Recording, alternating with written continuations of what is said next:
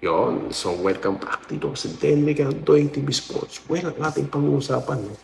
Ito pong matinding trade, okay? NBA mo na, dahil nga po mayroon pong trade na gumimbal, okay? Sa mundo ng NBA basketball, no? Yan po sa pagitan ng Lakers at ito pong Mavericks.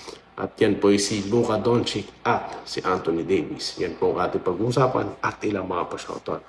Okay? So bago po yan, kung di pa po kayo subscriber ng channel na ito at nagugustuhan niyo po ang ating mga komentaryo, mag-subscribe na po kayo guys, no? Okay, salamat po sa mga bagong subscribers. Okay, so yun na nga po. Ito po ang trade ha, na hindi po na-detect ng mga sources. Okay?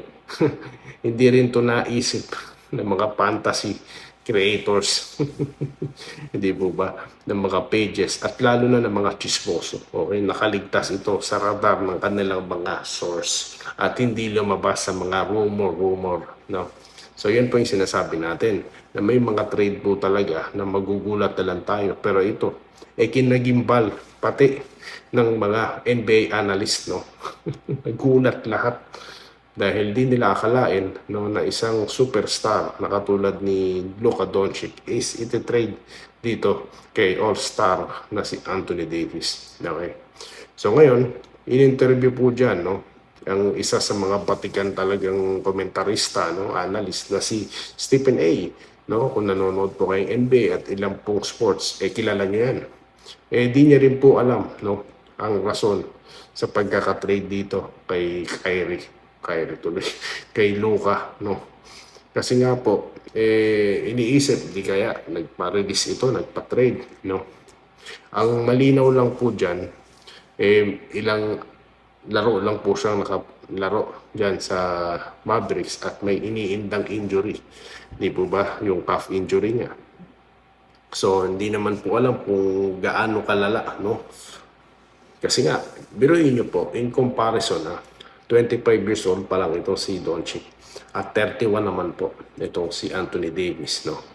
Kaya po sa age discrepancy at sa capability, talaga pong yan ang dahilan ng pagkagulat nating lahat, no? Ako, nagulat ako eh. Kaya nga po napakontent kagad ako, no? Kasi nga po, isa si Anthony Davis, no, sa mga gusto ko ring mapunta sana sa Golden State. Pero alam niyo po kasi 'di ba injury prone din ito. Kaya talaga po nakakagulat, no? At marami nga po nagkukumpara. Sino kaya ang lamado sa trade na ito, no? Okay. Tignan po natin ha. Kasi yun nga 25 years old pa lang si Doncic. So definitely future, no, or rebuilding ang gagawin dito ng Lakers. Sa kabilang dako naman, immediate impact po agad at upgrade ito sa Mavericks kasi nga po they have Klay Thompson, they have Gafford, they have Kyrie Irving, di po ba? At ito na nga si Davis. So ultimate ring protector po ito, no, at offensive player. So complete player po si Davis at talaga pong immediate impact ito para sa Mavericks na alam naman po natin na contender for championship. Kaya isa rin yan sa kinagulat, di po ba? Dahil nakakalaban nila, nakaka-showdown nila ang Boston, no? Tapos ganun na lang, yung leader ng team na yun is na-i-trade. Okay. So sa bagay, hindi po tayo nagulat, no? Dahil minsan na po ginawa yan ng Mavericks. Noong nakaraan, no? Hindi tayo masyado nagulat. Ngayon, medyo naalala ko na ginawa na nila yan. Okay? Nung tinrade nila si Porzingis, kala natin next Nowitzki. Pero okay lang din kasi nandyan siya, si Doncic, no? Na hindi natin nakalain titrade. Dahil kala natin face of the franchise na siya. Tapos ngayon, no? Bigla siyang na-i-trade, diba, kay Davis. Sabihin na natin si Davis, merong 5 to 6 years pa, no? Sa kanyang prime.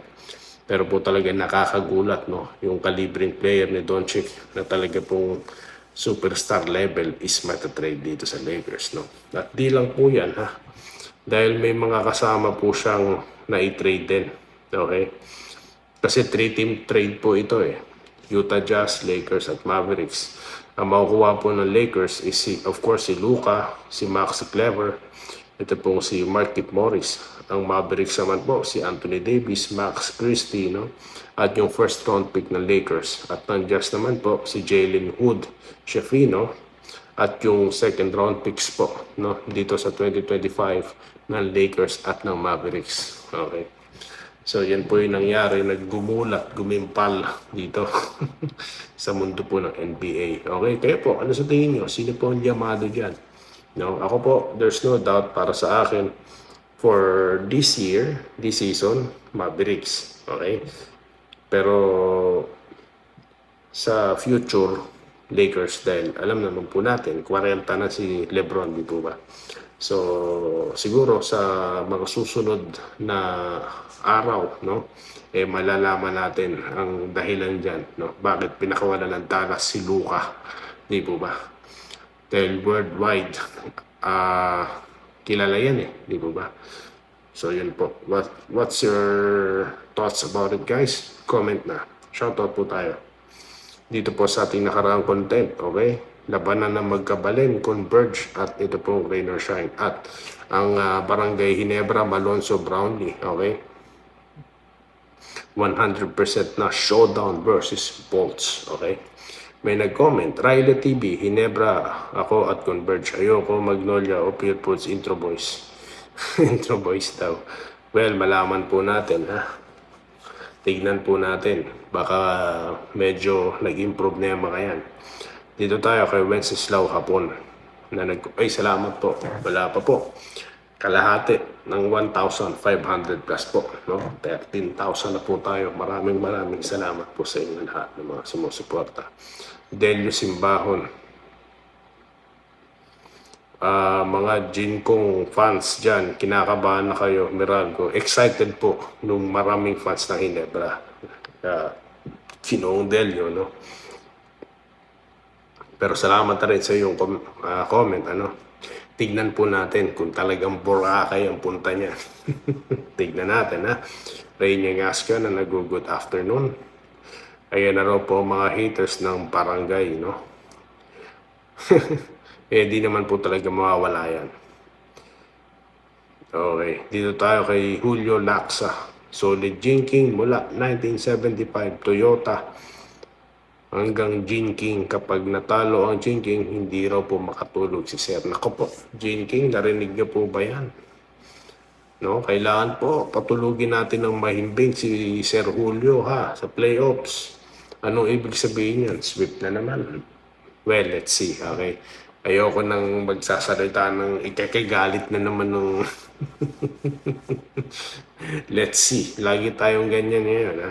Unicorn, Bugtong, kahit Ginebra, SMB ako, pupusta ako. Pupusta rin po sa Meralco. Sino po ang lalaban? Okay, comment na po kayo dyan, ha. Okay. NLEX sa akin at SMB pa rin kahit nalaglag. Isa rin po sa dapat mag-rebuild ang SMB, no? Sayang po nung prime ni Junmar ngayon. Kaya po sa next content, no, may mga suggestion po tayo si Doy TV about SMB, okay? Santos Jr. Tindog, ayan. Yung bracket 1 is easy to say kung sino mananalo. Let's see. Thank you po, sir. Leslie, kung malason sa shooting si Jamie, anong say mo? Wala. Wala. Alam niyo, di naman po talaga sa shooting natin masyado nakikilala si Jamie. Yung depensa niya po, no, aggressiveness niya, no, yung athletic ability niya. Kasi athletic player ito, no. So yun po ang ilan sa mga katangian niya. So hindi lang naman shooting, no. Okay, champion ka na, sir, 100% dapat mag number 1 Ginebra mo, walang talo kasi sobrang galing.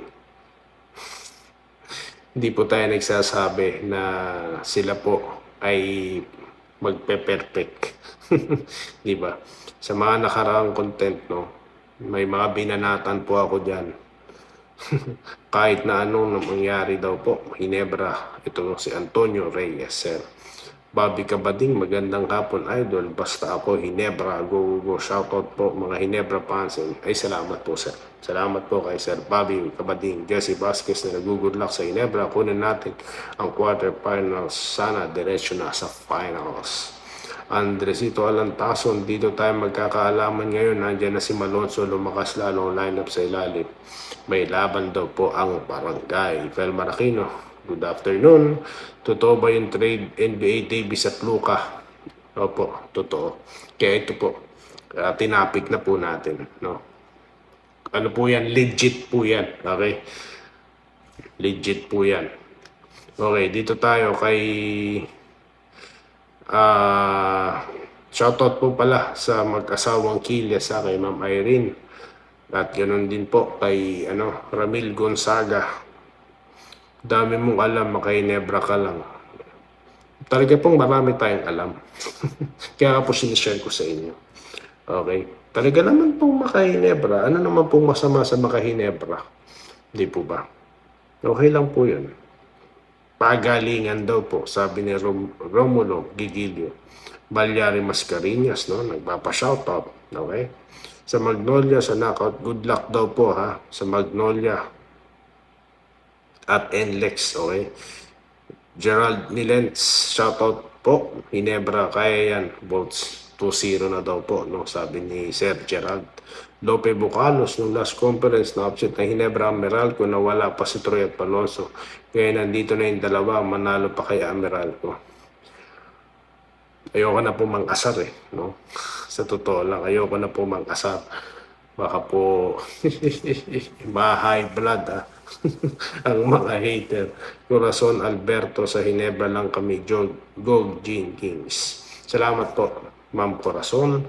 Bon Ryan Cantor, Wilfredo Bautista, si Ma'am Irene, lagi nagko-comment. Salamat po. Rogelio Almuete, Ricardo Cabato, Enrique Rivero, Robert Gayabyab, Alex Duma, Israel Pagsulingan, na nagpapa-shoutout po ng kanyang pamangkin na si Jer Lia Faye Pagsulingan. Welcome po at maraming salamat din po sa patuloy nyo panonood. At magkita-kita po tayo sa mga susunod na video ko dito lamang po sa Doy TV Sports Update Enrica YouTube channel. Muli, maraming salamat po sa inyong panonood. Salamat po sa panonood. Subscribe na para sa mga susunod na basketball at boxing videos.